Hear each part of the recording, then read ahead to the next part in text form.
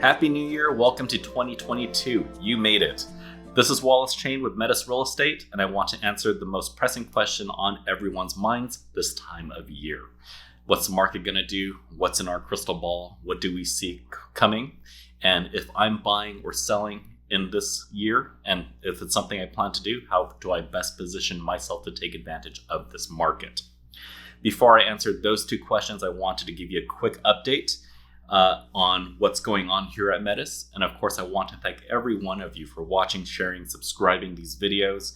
Also, leveraging us, using us as your trusted real estate advisors, having us do your deals, coming to us with any real estate questions, including relocation in and out of the markets we serve, and really making us your go-to real estate consultants. It is truly because you were able to do what we're able to do and build the communities that we serve. And from the bottom of my heart, on the behalf of my team, we thank you very much and appreciate every one of you. So thank you so much. 12 months in review, we had a really good year. We did about 10% better than we did in 2020. In 2020, we did 30% better despite taking 90 days off than we did in 2019. Silicon Valley team is continuing to be very strong. LA team is picking up, and also we had the privilege and with deep gratitude to announce the opening of our Seattle Bellevue office this past year. And that team is just rocking. And if you want specific numbers on any one of those locations or to be connected to an advisor, let us know, comment below. Happy to do that for you. Now let's get to the topic at hand. How is the market? And you're probably tired of hearing this. You've heard this for the last 3 to 5 years, but we're at historically low inventory levels. And what's going on is people tend to sell and then buy. And what's happening in the last few years is people are not selling. They're holding their properties, they're refining, cashing out, or cashing in RSUs and then buying the second place instead of freeing up inventory and then migrating. People are buying more and more properties. I've also know you heard on the news a lot of investors are buying, hedge funds, private equity, but we're not really seeing that here in the Bay Area or Seattle. The price points just don't make sense for those big buyers. If you're an investor, you have to think about the cap rate, and the cap rates just don't work when you're competing with primary homeowners. So everyone that's buying in the markets that we serve, that's Southern California, that's the Silicon Valley, Bay Area, San Francisco, and Seattle and the east side, those are all primary home buyers. They're people just like you, they're people just like me. And my best advice for people who find themselves in that scenario is you're going to buy when you can and you're going to sell when you have to. Let the investors worry about the market, let them time it, because everyone talks about all the wins, but they rarely talk about all the losses. And being in this market for 30 or 35 years, I've seen it all. But let's get to numbers, because numbers do matter, and a lot of you make decisions based off of that. Usually in January, we can expect about 1,200 units in the San Francisco and Santa Clara County markets. Today, we're about 650 in both markets, meaning it's half the inventory, half the availability. And in the hierarchy of properties, the things that are going to go fast is really well-priced or just underpriced single-family homes that are move-in ready, turnkey, one-of-one, almost custom homes.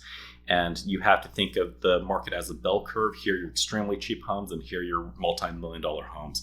And if you're anywhere below the median or on the median, those homes are going to go quick. There's no deals there. As you get towards, I would say, the $3, $4, $5 million range, air is thinner. You have a lot more breathing room there. So there's just no inventory across the board, and that affects home prices. Last year, we saw a nationwide appreciation of about 17.5%. In the Bay Area and along the Pacific Coast, we saw an increase of 20% year over year, meaning if you bought a home in January 2021, you could reach out to us. We could put that back on the market, and you would be $200,000 richer. That'd be $200,000 in your pocket, and you can make some moves there. If you want to talk about specific numbers, so San Francisco grew about 22%. Seattle grew about 25%, and LA grew about 18.7%. That has to do with historically low interest rates, historically low inventory, and just the mad rush of people trying to get properties. You also have to remember in 2021, most of the year here in Santa Clara, you didn't have open visitation. You couldn't just walk into an open house. You couldn't just do open home weekends. You had to schedule every showing. You had to be accompanied with the agent, and you had to make offers almost on the spot. It was a really difficult and tiresome market. Everyone worked. And I knew my team was exhausted by, I want to say June, July, August. They were just burnt out and they were done. People were doing 6 to 8 showings per day. Some of them were doing 12 to 14 showings.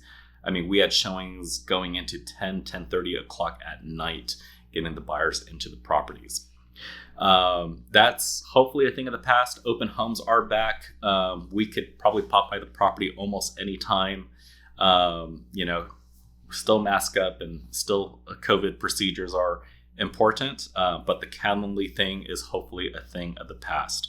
But that being said, the forecast, we don't expect properties to go up 20% this year, but we do expect more of a normalized market. What that means is there is going to be seasonality to it, and we expect APRs, annual percentage rates, to rise, and that's the percent you owe on top of your the loan amount, basically. And last year we saw historical lows. I think most of them were below 4%. A lot of you got locked in 3.2, 3.5, 3.8. I've heard rates as low as 2.8 last year if you have that banking relationship. This year we expect prime to move up. Depending on who you talk to and which sources you commit to, we're looking at 4.4 to about 5.3% by the end of the year.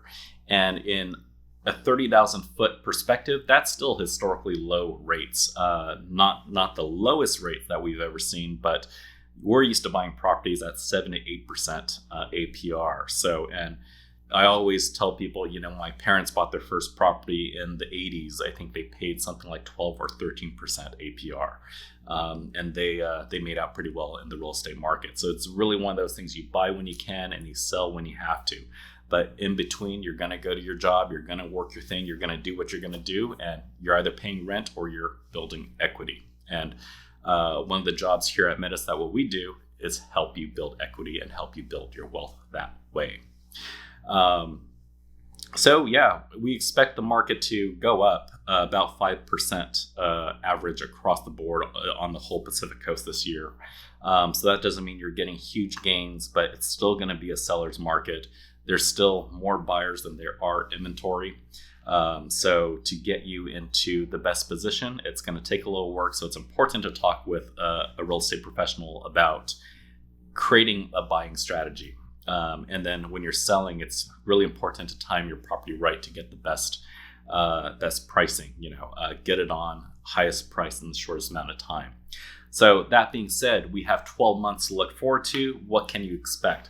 Historically low lows right now, and then properties are still selling within a week, the right ones anyways. If you're a buyer, the best times to buy, if you're serious, are the long weekends. So Martin Luther King is coming up. You have President's Day weekend.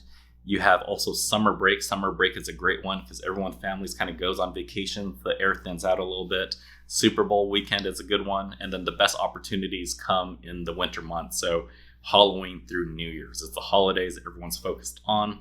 Everyone that's kind of looking around filters out, and you have serious sellers and you have serious buyers. Those are probably the best deals we have in any given year.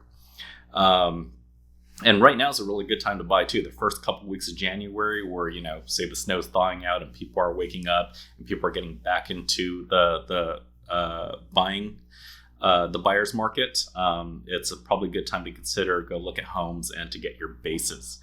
As far as sellers, you basically want to do the complete opposite. Avoid getting your home in on the long weekends. Definitely avoid the summer lull. And, don't list between after Halloween. But here in the markets that we serve, they're pretty constant. There's always buyers, there's always sellers. But when you walk into that home and it feels like home, You can't really time that.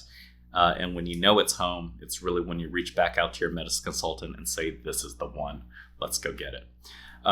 So hopefully that helps you, kind of gives you a perspective on everything. And of course, if you want evaluation on your home, how is it going to perform in this current market? And also talk to a METIS consultant about your real estate goals. Do you want to sell and get to a bigger home, or do you want to downsize, or do you want to relocate to another place? This is what we do for a living. This is how we make our living, and this is what we're really experts and professionals at. We have all the resources at our fingertips. Talk to us. We're here to help you. And we want to thank you for always supporting and always choosing us. You have a lot of choices in the real estate community. Always appreciate all of you for choosing METIS and referring METIS and trusting us with all your real estate needs. So thank you so much. I wish you health, wealth, and best fortune ever here in 2022. Let's all go get it. I'm right here with you. Thank you so much.